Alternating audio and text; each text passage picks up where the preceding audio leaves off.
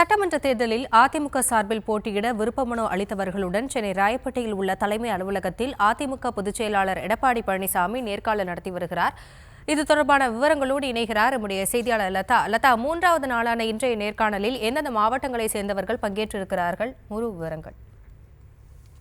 வணக்கம். விருப்பமனு கொடுத்தவர்களுடன் இபிஎஸ் இன்று மூன்றாவது நாளாக நேர்காணல் செய்கிறார். 2026 தேர்தலில் அதிமுக சார்பில் போட்டியிட விருப்பமனு 10,000த்திற்கும் மேற்பட்டவர்கள் அளித்திருக்கிறார்கள். எனவே அவர்களோடு கடந்த 2 நாட்களாக நேர்காணல் என்பது நடைபெற்ற நிலையில் இன்று மூன்றாவது நாளாக இபிஎஸ் நேர்காணல் மேற்கொண்டு வருகிறார்.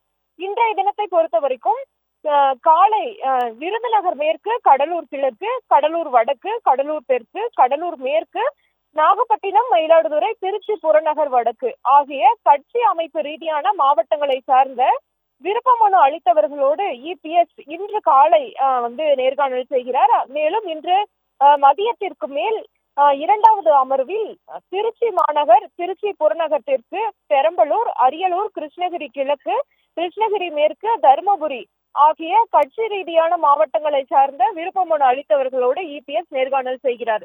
மேலும் முக்கிய நிர்வாகிகள் எஸ்பி வேலுமணி, திண்டுக்கல் சீனிவாசன், கேபி முனுசாமி உள்ளிட்டோரும் இந்த நேர்காணலில் ஈடுபட்டிருக்கிறார்கள். அந்தந்த மாவட்டத்தில் விருப்பமனு கொடுத்தவர்களோடு நேர்காணல் நடைபெறும் போது சம்பந்தப்பட்ட மாவட்ட செயலாளரும் உடன் இருப்பார்கள்.